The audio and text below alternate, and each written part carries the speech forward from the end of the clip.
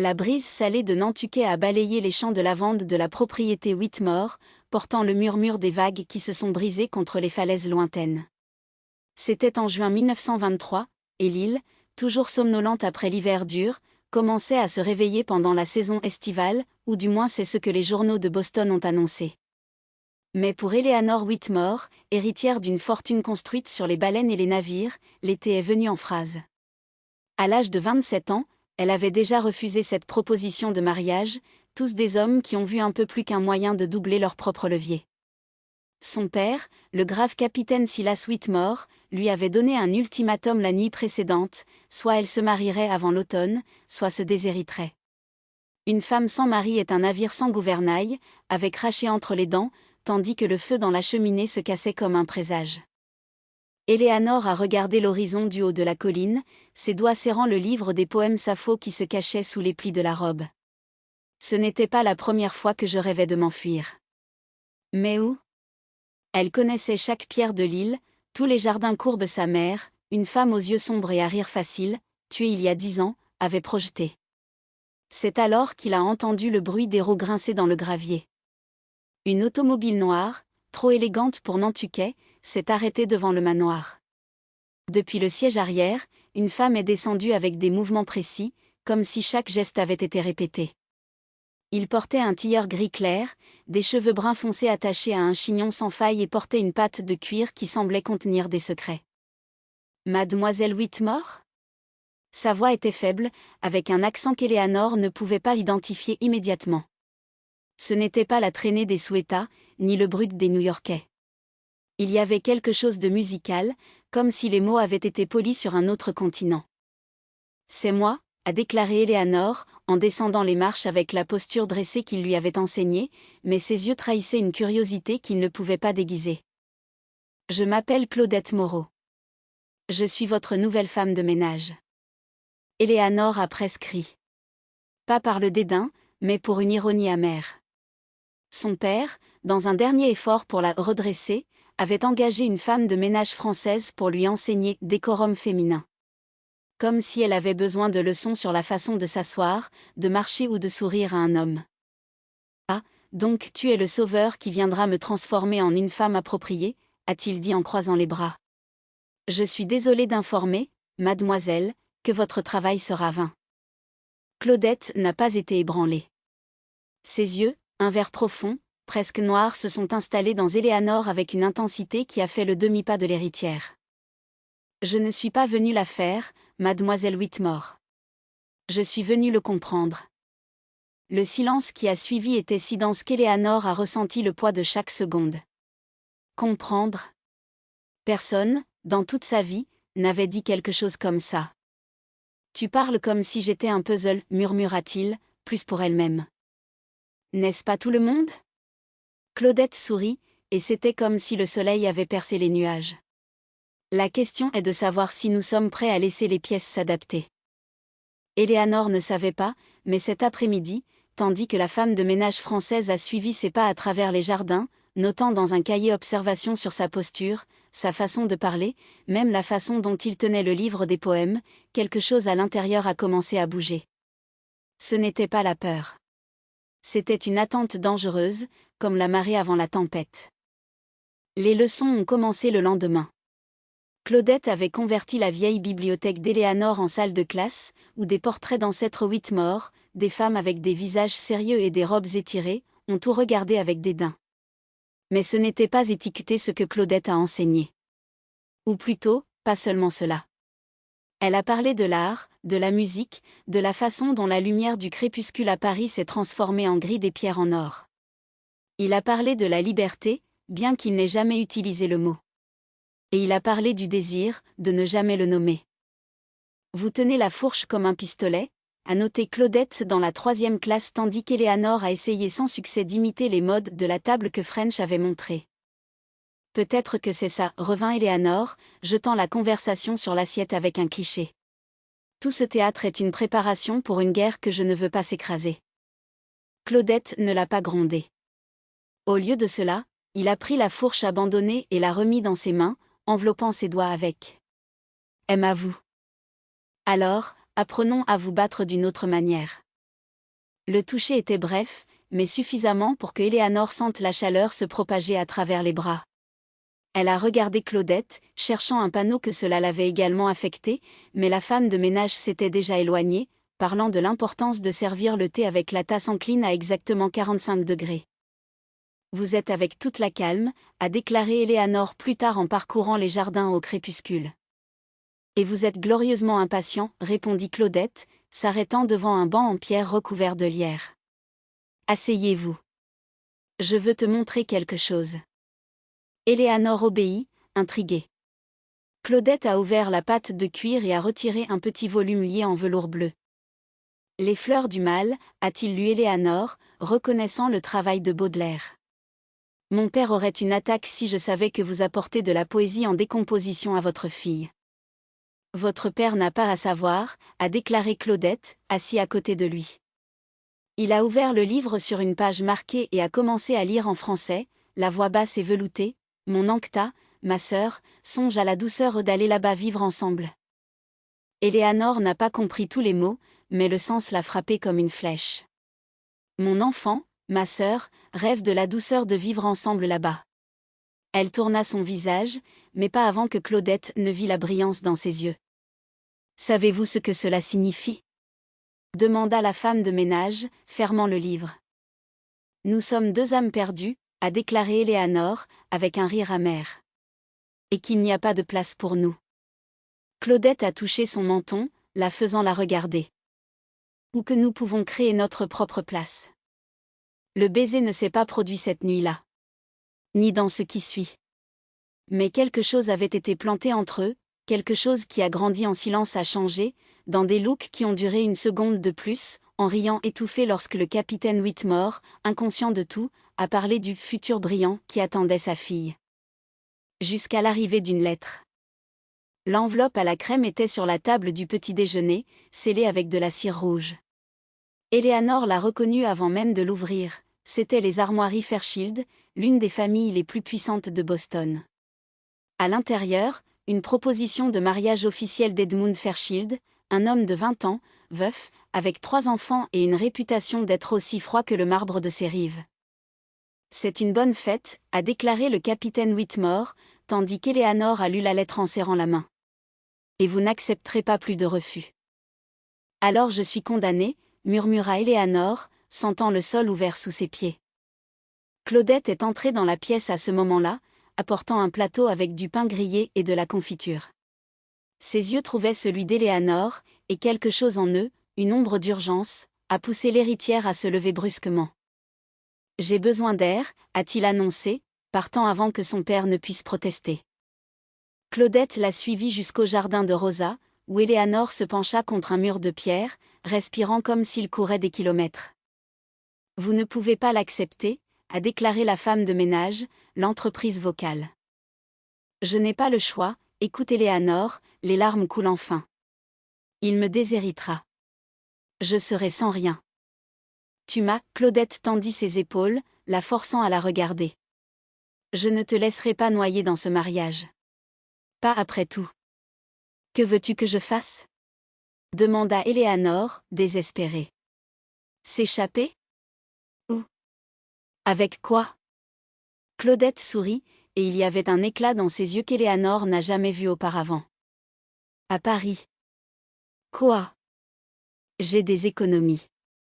Assez pour 2. Et je connais les gens là-bas, des gens qui, elle hésita, qui comprennent ce que c'est que de vivre en dehors des règles. Éléanore la regarda, son cœur battant si fort qu'elle blesse. Tu es sérieux ? Je n'ai jamais été aussi grave de ma vie, a approché Claudette, son souffle chaud contre le visage d'Éléanore. Mais nous devons décider maintenant. Aujourd'hui. Avant que votre père n'annonce l'engagement. Éléanore ferma les yeux. J'ai vu 2 vies avant vous, une, comme Madame Edmund Fairchild, enterrée vivante dans un manoir à Beacon Hill, un autre, incertain, dangereux, mais le vôtre. Avec Claudette. Quand il les a recommencés, il savait ce qu'il devait faire. L'évasion était plus facile qu'il ne l'imaginait. Claudette avait tout prévu, des passages à un navire qui part de New York le lendemain matin sous de faux noms. Ils ont quitté Nantucket sous la couverture nocturne, avec une seule valise chacune et le livre Baudelaire-Scon. Autant dans la poche d'Eleanor. Le capitaine Whitmore n'a découvert l'absence de sa fille que lorsque le soleil était déjà élevé, et sa fureur résonnait sur l'île comme le tonnerre. Mais il était trop tard. Le navire, le SS Paris, était une merveille de bois poli et de salles brillantes. Eleanor, qui n'avait jamais quitté Nantucket, a passé des heures à la proue, laissant le vent tirer ses cheveux lâches pendant que Claudette à côté de lui a appris des mots en français. Libre, répéta-t-il Eleanor, savourant le mot. Gratuit. Amour, répondit Claudette, et sourit quand Eleanor rougit. Mais la vraie preuve viendrait quand ils sont arrivés à Paris. La ville était tout ce que Claudette avait promis, des rues sinueuses, des cafés où les artistes ont discuté de la politique et de l'amour avec la même passion, les femmes qui ont marché avec des bras sans peur. Ils se sont installés dans un petit appartement à Montparnasse, où les murs étaient trop minces pour contenir les sons de la ville, et où, pour la première fois, Eleanor dormait à côté de Claudette sans qu'aucun d'entre eux ne prétend que c'était un accident. Et maintenant ? Demanda Eleanor un matin alors qu'ils prenaient un café sur le minuscule porche, regardant leur vie palpiter. Maintenant, nous vivons, répondit Claudette, passant ses doigts dans les cheveux misérables d'Eleanor. Pas de mensonge. Pas de peur. Mais le destin, comme toujours, avait ses propres plans. Une semaine plus tard, tandis que Claudette est sortie pour acheter du pain, Eleanor a trouvé qu'une lettre refusait sous la porte. L'enveloppe était simple, mais le papier à l'intérieur a apporté les armoiries Whitmore. Avec des mains tremblantes, elle l'ouvrit. Mes enquêtes ont révélé leur sort. Si je ne retourne pas à Nantucket dans un mois, je vais couper tous les liens financiers et juridiques. Vous ne recevrez pas un sou, pas même votre droit. De plus, je vais prendre des mesures pour vous assurer que votre compagnon est expulsé aussi indésirable. Pensez bien, Eleanor. Le monde n'est pas aussi tolérant que vous l'imaginez. Eleanor a laissé tomber la lettre. Elle avait l'impression que le sol s'était de nouveau ouvert, mais cette fois, il n'y avait pas de Claudette pour lui tenir les mains. Lorsque la femme de ménage est revenue, il a trouvé Eleanor assise sur le sol, les genoux contre la poitrine, les yeux rouges. « Ce qui s'est passé ? Demanda-t-il, à genoux à côté de lui. Eleanor lui a tendu la lettre en silence. Claudette lisa et son visage se durcit. « Votre père est un homme cruel. Et puissant, dit Eleanor, sa voix brisée. Il nous détruira. » Claudette a tenu son visage dans ses mains, la forçant à la regarder. « Écoutez-moi. Je ne vous laisserai pas retourner dans cette prison. Pas après tout ce que nous avons vécu. »« Mais qu'en est-il de toi ? » demanda Eleanor. « Il vous renvoie. Vous perdrez tout. »« J'ai tout gagné, » Claudette embrassa ses larmes. « Je t'ai gagné. » Eleanor ferma les yeux, sentant le désespoir et l'espoir se battre en elle. « Alors que faisons-nous ? » Claudette sourit, et il y avait un feu dans ses yeux qu'Eleanor a reconnu, c'était la même chose que de brûler en elle quand ils ont décidé de fuir. Battons d'une autre manière. Le plan était audacieux. Peut-être même fou. Mais, comme l'a dit Claudette, il n'avait rien à perdre. Dans les jours suivants, Eleanor a écrit des lettres. Pas pour le père, mais pour les journaux, pour les avocats, pour les anciens partenaires de Silas Whitmore. Lettre où elle a révélé les affaires sombres de la famille, la transmettant pendant la guerre, des pots de vin, une fraude dans les dossiers de navigation. Ce n'était pas le chantage. C'était une menace voilée, si le capitaine insistait pour les poursuivre, elle exposait tout. Claudette, entre-temps, a utilisé ses relations à Paris pour trouver un avocat qui pourrait les aider à contester la déshérité. En France, a-t-il expliqué, les lois sont différentes. Vous avez des droits. Le mois passait comme un souffle. À la veille de la date limite, une nouvelle lettre est arrivée. Cette fois, il n'y avait pas d'armoirie. Juste quelques lignes, manuscrites. Je ne reviendrai pas. Je ne me soucie pas de la fortune. Mais je demande que vous signiez un document en reconnaissant que ma relation avec Claudette Moreau est légitime et que toute tentative de nous séparer ou de nuire à cela entraînera l'exposition publique de vos crimes. Sinon, je traiterai par diffamation. Elle n'a pas signé comme Whitmore. Tout comme Éléanore. La réponse est venue 3 jours plus tard, par télégramme, des documents seront envoyés. Ne parlez plus jamais mon nom. Éléanore a pleuré quand il a lu. Pas pour la tristesse, mais pour le soulagement. Par Victoire. Cette nuit-là, alors qu'il dînait dans un petit bistrot près de la Seine, Claudette a pris sa main sur la table. Et maintenant ? Question. Je fais écho à la question qu'Éléanore avait posée des semaines plus tôt. Éléanore sourit, se sentant pour la première fois que l'avenir lui appartenait. Maintenant, dit-il, entrelacer ses doigts à celui de Claudette, nous vivons. La bouteille de vin sur la table était en deux, et les bougies tremblent entre elles, se reflétant dans les yeux des deux. Claudette a regardé Éléanore avec une expression qui a mélangé l'admiration et un conseil d'incrédulité, comme s'il ne pouvait pas croire que tout était réel. Nous vivons, répéta Claudette doucement, comme si elle goûte les mots. Cela semble si simple, et en même temps, si énorme. Éléanore inclina la tête, étudiant le visage de la femme qui, contre toutes les chances, était devenue son refuge. C'est beaucoup, a-t-il convenu. Mais cela n'a pas à être compliqué. Du moins, pas plus qu'il ne l'était. Claudette a ri, un son doux qui a été perdu dans le buzz du bistrot. Vous dites cela comme si vous ne saviez pas que la vie trouve toujours un moyen de compliquer les choses. Peut-être Éléanore a pris la tasse sur ses lèvres, savourant le vin avant de continuer. Mais cette fois, nous sommes ensemble. Et cela change tout. Un silence confortable s'est installé entre eux, brisé uniquement par la queue découverte et les rires éloignés des autres clients. C'est Claudette qui l'a brisé, avec une question qui semblait avoir sauvé depuis longtemps. L'avez-vous jamais regretté ? Pour avoir tout laissé derrière, je veux dire. Éléanore n'a pas répondu immédiatement. Il a mis la tasse et a coulé ses doigts sur le bord, comme s'il cherchait les bons mots. Le repentir est une chose étrange, a-t-il finalement dit. Parfois, la sécurité que le nom de Whitmore m'a donnée. De l'illusion que j'appartenais quelque part. Mais alors je me souviens, ses yeux ont trouvé celui de Claudette, que cet endroit n'a jamais été mon réel. C'était une cage dorée. Et vous m'avez appris qu'il y a un ciel beaucoup plus grand dehors. Claudette avala durement, ses doigts serrant légèrement celui d'Éléanore. Je n'ai fait que t'aimer, murmura-t-il. Vous étiez celui qui a eu le courage de sauter. Éléanore sourit, un sourire qui est venu aux yeux et les a fait briller. Alors, sautons-nous à partir de maintenant. Ce sont ces mots qui ont fait écho dans l'esprit de Claudette quelques jours plus tard, quand il s'est réveillé avec le soleil filtrant les rideaux du petit appartement qu'ils avaient loué à Montmartre. L'odeur de café frais l'a emmenée à la cuisine, où elle a trouvé Éléanore debout près de la fenêtre ouverte, portant uniquement sa chemise endormie, ses cheveux toujours foirés de sommeil. « Êtes-vous éveillée pendant longtemps ?» demanda Claudette, l'enroulant autour de sa taille et posant sa tête sur son épaule. Non, Éléanore tourna son visage juste assez pour embrasser son temple. Mais je ne pouvais pas dormir. Je me demandais, à quel point il est étrange de me réveiller et de savoir que je n'ai pas besoin de me cacher. Claudette la serra un peu plus, sentant la chaleur du corps d'Éléanore contre elle. Étrange, mais bon, a-t-il ajouté.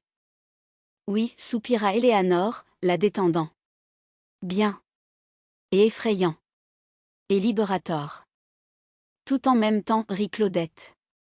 Comme l'amour. Éléanore se tourna alors, prenant son visage dans ses mains avec une tendresse qui la faisait encore brûler à l'intérieur. Comme notre amour, corrigea-t-il. Et c'était comme ça, parmi les cafés du matin paresseux et les nuits de conversation qui s'étendaient jusqu'à l'aube, qu'ils ont commencé à construire une vie qui leur appartenait. Il n'y avait pas de secret, aucune crainte qui ne pouvait pas être partagée. Il y avait des défis, l'argent n'était pas abondant, et les préjugés existaient toujours, se cachant dans les coins comme un loup attendant un écart. Mais ils avaient appris à affronter le monde main dans la main, et cela, par eux-mêmes, était déjà une victoire.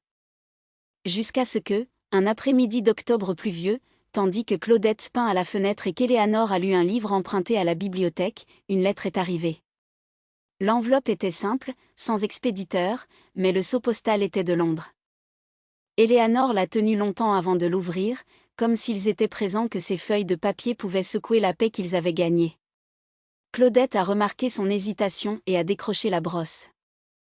Quelque chose ne va pas? Je ne sais pas, répondit Éléanore, déchirant enfin attentivement les limites. À l'intérieur, il n'y avait qu'une seule feuille, avec une écriture qu'elle a reconnue instantanément. C'était de sa mère. Mes portes sont toujours ouvertes à vous. Peu importe ce qui s'est passé. Tu seras toujours ma fille. Éléanore a laissé tomber la lettre. Sur la table, ses mains tremblant légèrement. Elle sait, murmura-t-elle. Dieu, elle sait. Claudette s'approcha, lisant sur son épaule avant de prendre la lettre et de la garder délicatement. Alors quoi? A-t-il demandé fermement. Tu ne dois à personne, Éléanore. Aucune explication, pas d'excuse. Je sais, Éléanore prit une profonde inspiration. Mais c'est ma mère. Et autant qu'elle me blesse, peu importe à quel point elle m'a laissée seule. Sa voix a échoué. Je l'aime toujours. Claudette a compris. Parce que l'amour, elle savait, ce n'était pas quelque chose qui s'est éteint comme une lampe. C'était une flamme qui a brûlé même quand ça faisait mal.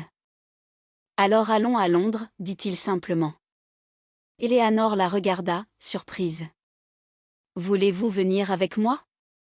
Bien sûr, ça viendrait, sourit Claudette, d'où berry à travers la joue d'Éléanore pour essuyer une larme qui n'était pas tombée. Vous ne comprenez toujours pas? Où que vous alliez, je le ferai. Toujours.